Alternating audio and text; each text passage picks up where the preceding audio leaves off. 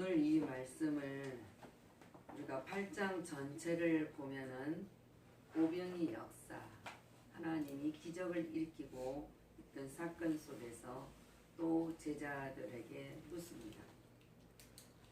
사람들이 나를 누구라고 하느냐고 묻습니다. 그때 제자들 대답은 사람들이 주님을 세례 요한이라 하고 더러는 엘리야, 더러는 선지자 중 하나라고 말합니다. 또 주님은 제자들에게 묻습니다. 너희는 그러면 나를 누구라고 하느냐? 베드로가 주는 그리스도이십니다 고백합니다. 근데 마태는 주는 그리스도시요 살아계신 하나님의 아들이라고 베드로가 고백했다고 말하고 있습니다. 예수님은 예루살렘의 입성은 겉으로는 얼마나 호화스럽고 보이고 영광스럽게 보이지만은 예수님의 마음은 사랑하는 제자로부터도 팔림을 받고 또 십자가의 고난과 죽음이 기다리고 있었기에 마음으로는 착잡했을 것입니다. 그러나 이를 통해서 우리에게는 참 생명이 움뚱기를 준비되었다.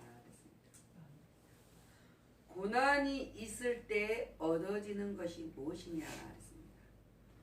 오늘 베드로가 십자가의 길을 막았던 사건이 있습니다.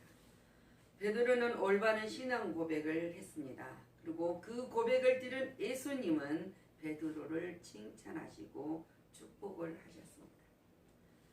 그리고 처음으로 자기 예수님이 당할 순환을 우리에게 밝혀주신 것처럼 제자들에게도 밝히셨습니다. 제자 3년 반 동안 제자들을 얼마나 많은 훈련을 시켰습니까?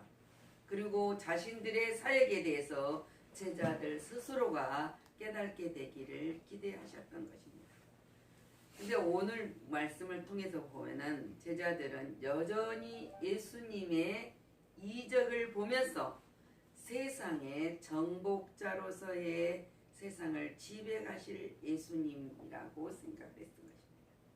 여전히 그 꿈을 꾸고 예수님을 따르고 지금 예수님이 하신 말씀에 대해서 듣고 자기가 예수님이 같은 심중을 헤아렸습니다. 제자들의 심중을 헤아린 주님이 베드로의 신앙 고백을 들었던 것이에요.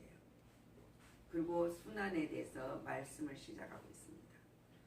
그 말씀을 하였을 때 그 제자들이 어떤 심령을 가지고 있을 것도 예수님은 느끼고 계셨던 것입니다. 그들은 예수님의 능력과 영광만 바라보고 있던 제자들, 그 중에 그들은 세상의 메시아이지만 세상에 오는 메시아지만 세상을 구원할 자 메시아라고 생각을 했다는 거예요. 구원의 메시아가 아니라 영광 중에 임하실 것이라고 생각했다. 베드로는 예수님께서 십자가에 달려 죽인다는 말씀을 이해할 수가 없었던 사실입니다. 아니 이 위대한 스승님께서 누가 이 사람을 이 위대한 스승을 헤아릴 수 있단 말인가? 베드로는 결코 그러한 일이 일어나서는 절대로 안 됩니다. 생각하고 또 그 길을 자신이 맡겠다고 지금 장담을 하고 있는 사건입니다. 베드로는 충성이 정말 얼마나 충성한 자입니다. 그는 그 충성이 그의 성급하고 가격한 성격만큼이나 열정적인 그것이 있었습니다. 하지만 베드로는 여전히 인간적인 생각으로 예수님의 사역을 이해했다는 거예요. 때문에 그 길을 인간적인 방법으로 막을 수 있다고 생각을 했었던 것입니다. 다 떠날지라도 나는 절대로 주님을 떠나지 않겠습니다. 죽기까지 따르겠다 하는 베드로입니다. 그렇게 충성했던 베드로가 내가 무엇을 못 맡겠습니까? 그 이야기예요. 그러나 그것은 인간적 방법을 초월한 하나님의 방법으로 이해하지 못하고 성급한 충성이었다는 거예요. 성급한 충성. 어리석은 충성이었다는 거죠. 결국 예수님은 금방 이대한 신앙 고백을 한 베드로를 칭찬했던 그 베드로에게 뭐라고 합니까? 사단이라고 했습니다. 사단아 뒤로 물러가라고 책망을 하셨습니다. 베드로는 이렇게 상반된 신앙을 가지고 있는 사람이었지만 그 밑바닥에는 언제나 인간적인 생각이 깔려 있었다는 거예요. 그렇기 때문에 불완전한 이 베드로가 오늘 예수님이 우리에게 또 묻습니다. 그럼 이 불완전한 인생을 살아온 너희들은 나를 누구라 하느냐?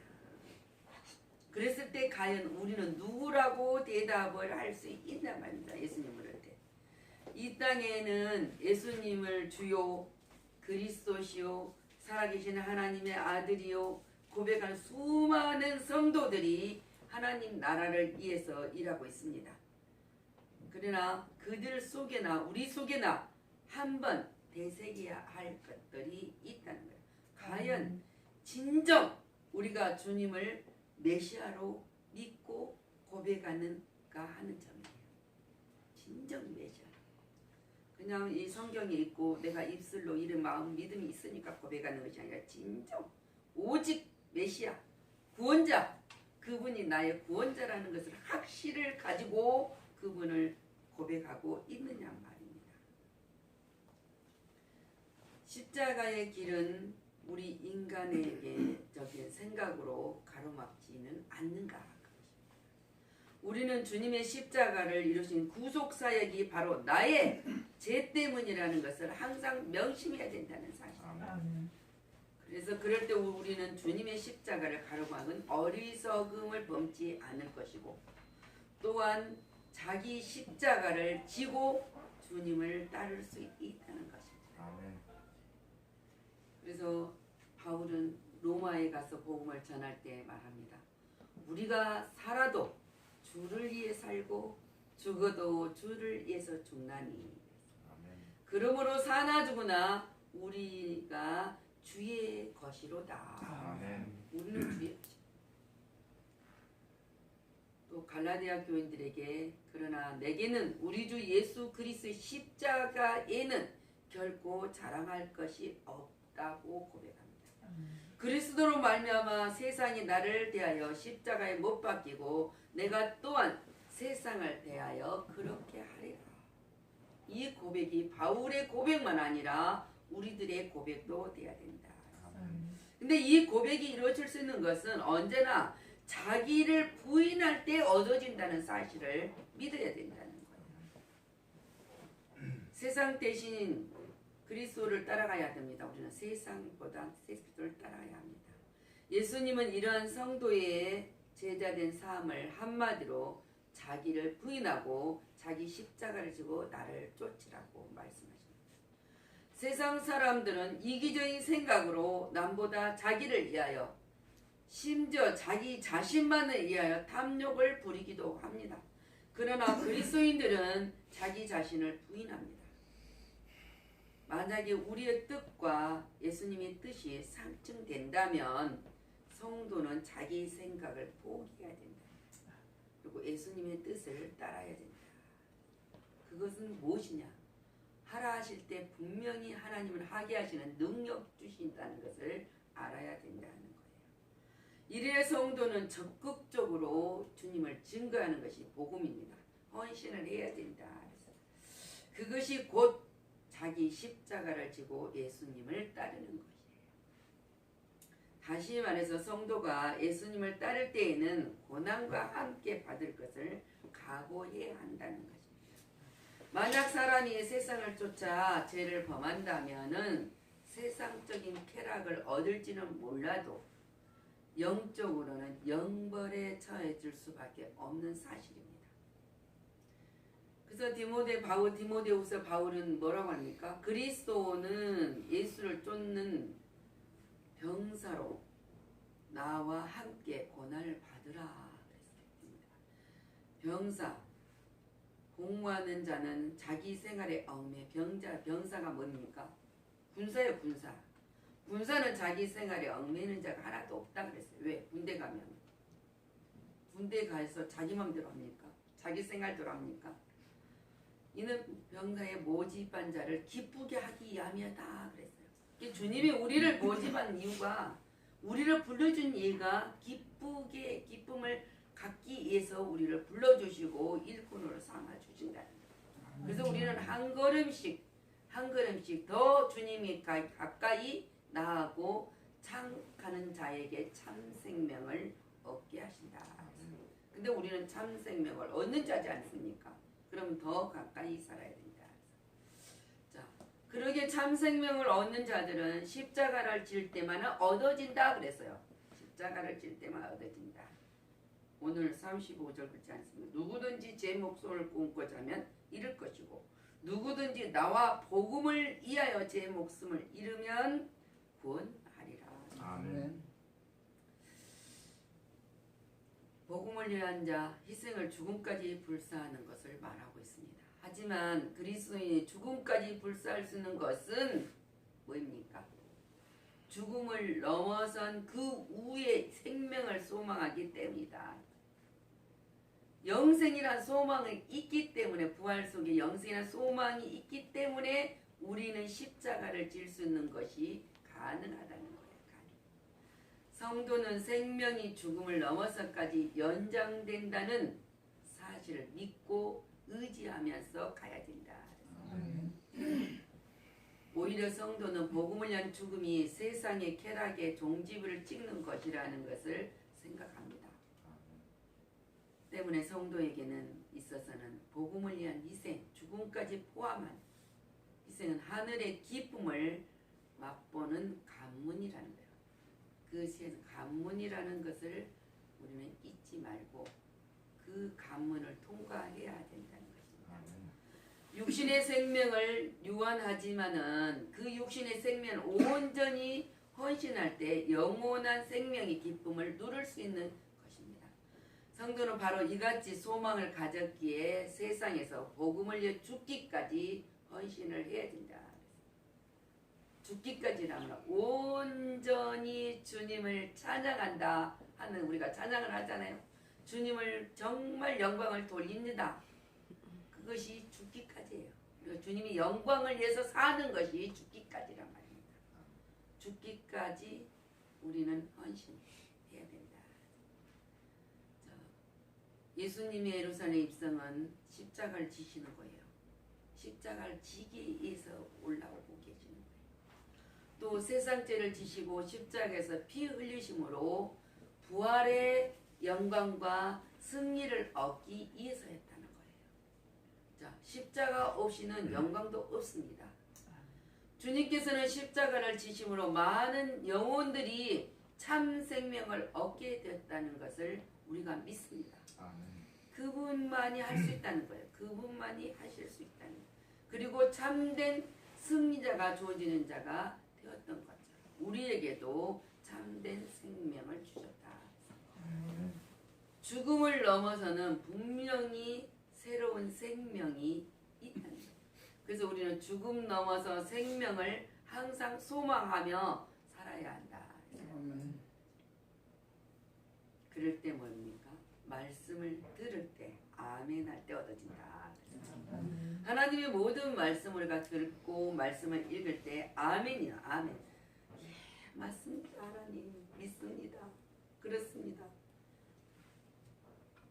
심판날에 근데 오늘 뭐라 했습니까? 심판날에 부끄러움을 당하지 않기 위해서 우리는 헌신을 해야 된다. 성도가 죽기까지 복음을 위해 헌신하는 것은 단순히 현재의 안락을 만족하지 않고 세상의 심판과 심판 후의 영생을 소망하기 때문이라는 거예요. 아멘. 그리스도인은 이 세상의 끝에 심판날이 임할 것을 믿고 있습니다. 그래 그날에 그리고 심판이 있는 다음에 그날에 뭡니까? 그리스도인들은 높임을 받을 것을 소망하는 사람이라는 거예요. 우리는 높임을 받습니다. 하나님의 천사들이 수종드는 천국의 높임을 받는 사람. 자, 한 세상 우리가 살아갑니다. 자, 한 세상을 편하고 안락하며 쾌락을 즐길 수 있다는 것으로 만족하는 사람이 얼마나 많습니까? 그렇기 때문에 자신의 안정을 지키기 위해서는 얼마나 이기적인 사람이 됩니까? 권력과 부를 휘둘러서 약자를 얼마나 핍박하고 있습니까? 하지만 마지막 때의 이들에게는 예수님께서 이렇게 말씀을 하십니다. 나는 너희를 도무지 알지 못한다. 그러면서 하나님이 내치신다고 했습니다. 이걸 모르기 때문에 사람들이 세상이 한평생, 어느 분이 그러시더라고요. 옛날에는 성경이 그랬잖아요. 인생이 강건하면 70이요. 인생이 70인데 강건하면 뭐라 했죠? 80이라고 그랬죠. 근데 뭐라고 하면 지금 인생이 80이고 강건하면 100세라고 그렇게 말씀하시더라고요. 그것도 맞은 것 같고 저것도 맞은 것 같지만 어떻게 사느냐에 따라서 100세를 누릴 수 있을 것이고 그러잖아요. 어떻게 사느냐에 따라서 100세를 어떻게 누리냐 그래서 그러면서 주님이 말씀하시냐 너희들은 이 생을 쫓는 사람에게 겪을 마지막 부끄러움을 생각해 보아라. 마지막 겪을 부끄러움을 생각해 보아라. 근데 반대로 성도는 마지막 날에 뭡니까?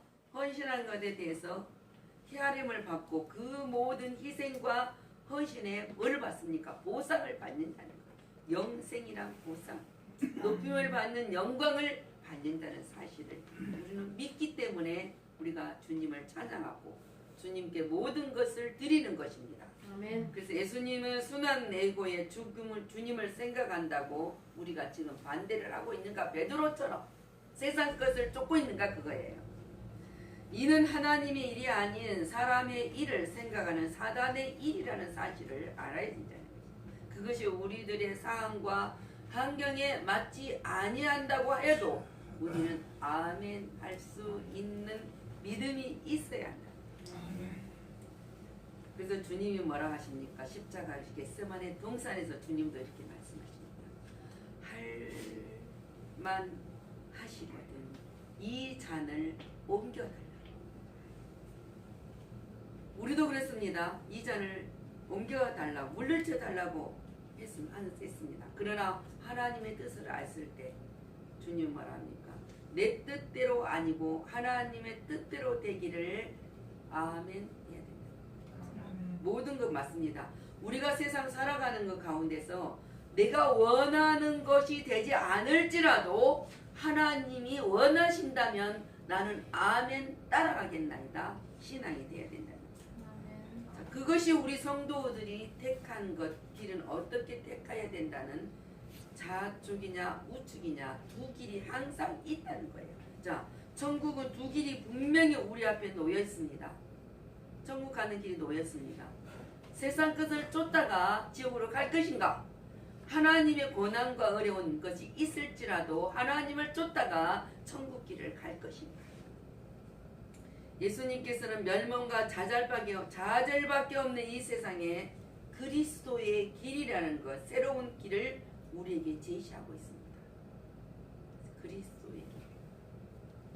그 길은 생명의 길입니다. 천국의 복락을 상속받는 길이란 말입니다. 하지만 예수님의 길은 십자가의 길이에요. 고난의 길입니다. 그런즉 우리는 선택만이 남아있다는 거예요. 나를 세상의 모든 환난 역경이 올지라도 나는 주님의 영광을 위해서 사랑합니다. 감사합니다. 사랑합니다. 감사합니다. 그 입술의 열매가 아무에게나 스스로 고백하면 나오는 말들이 아닙니다.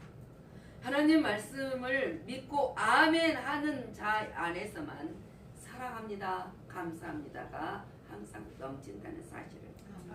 그래서 나는 하는 주님을 정말 사랑합니다. 하나님이 흘려주신 보혈 덕분에 내가 예비하신 그 일, 그 희생을 감수할 수 있었습니다. 그리고 내가 나갈 수 있었습니다. 그래서 나는 그 생명의 길을 택했습니다. 그 고백이 이루어졌습니다. 영생이 있는 그리스도를 이름을 높여 드릴 때입니다. 하나님의 그 영생을 주신 예수 그리스도 이름을 높이고 하나님께만 영광을 돌리는 자가 성도라는 거예요. 성도.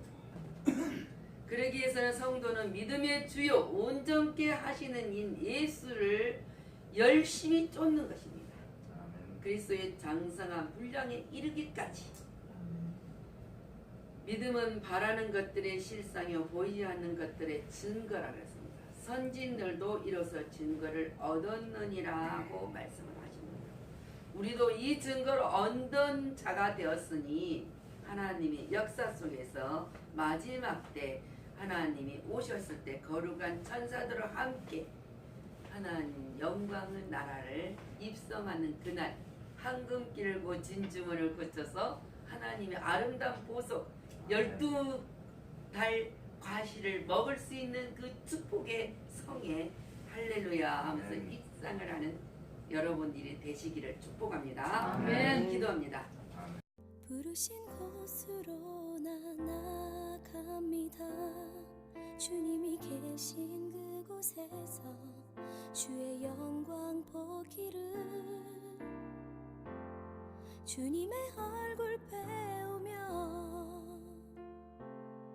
오늘도 날 통해 역사하실 하나님의 계획 부르신 곳으로 나 달려갑니다.